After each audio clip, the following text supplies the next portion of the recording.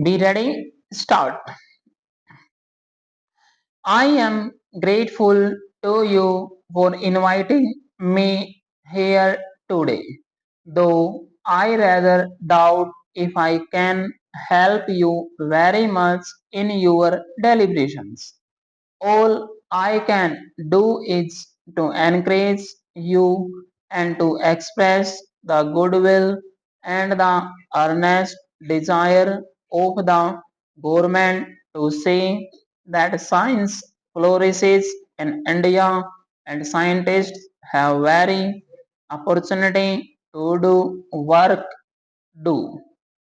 My friend has surveyed the field of our work here fairly comprehensively, what has been done, what is being done, and to some extent what he hopes will be done. Largely, I agree with what he has said. A little more than 5 years ago, we passed the scientific policy resolution. I was reading it today and I felt that it was a good resolution. If we had to sit down to draft it today, probably it would not be very difficult from what we did then. The question that arises now is how far have we lived up to it? We have perhaps not implemented it as fully as many as of had hoped. I think there is a general appreciation in India of the importance of science and technology. Its importance is no doubt growing in our universities and special institutes. More and more students are taking to the study of technical and scientific subjects. Yet, I do not suppose it will be true to say that the background of general thinking in India is governed the educational process and the industrial and technological changes that are coming about in the country. As a matter of fact, the two are closely allied. There is one criticism that is often made about the financial resources that are made available for scientific work. Although we are now spending more on scientific work than previously, it is, I suppose, true to say that we are rather slow moving in that direction, and some of our scientific work has suffered because of lack of money. Some months back, a committee was appointed, I think, with Dr. Baba as chairman to look into this matter and to recommend what more could be done to help scientific research and also where it is possible to economize stuff. The object of that committee was really to encourage useful and profitable expenditure for scientific research. We did not want merely to say that so many crores of rupees would go into scientific research, but rather to have it examined how it should be done.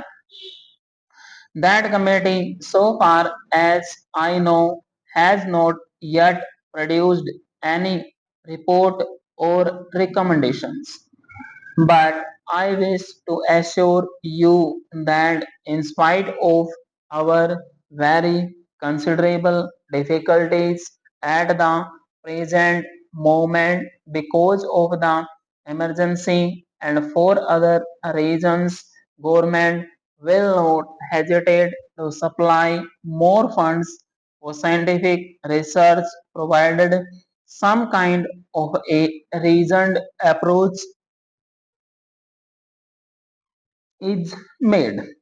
It is not enough merely to say give more funds, but if it is explained where more funds are required, I am sure, and I have in fact been told by our finance minister that he will certainly meet such demands wherever necessary.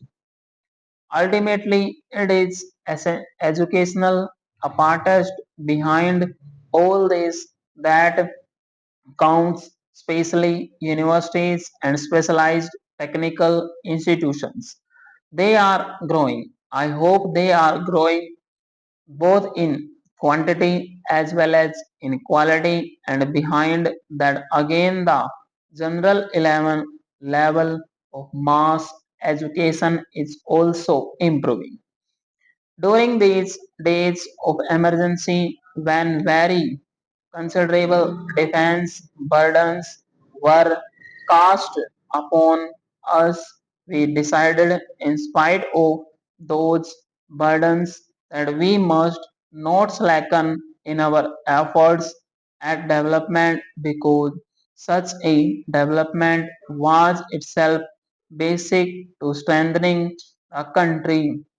Any attempt to cut down on that would ultimately weaken the country. In that scheme of development, I attach the greatest importance to education. Some people seem to think that useful as it is, education is not so important as putting up a factory. I might sacrifice any number of factories, but I will not sacrifice human beings and their education, because it is the human being who sets up the factories and produces the things we want. Factory by itself is very useful and desirable, but unless it makes that impact on the human being, it will not useful. After all, what is our purpose in life? There are certainly many purposes: raising the level of living and all that I would put producing good trained human beings as the main purpose. It is the trained human being that produces the rest. It you do not have trained human beings, then you get lopsided growth and you do not make such progress as you should. It is not merely technology you impart to the human being, but also other kinds of training which enable him think and lead what might be called a good life. Science is most important, but it is not complete by itself unless you use a term science in a sense than mere technology. Stop.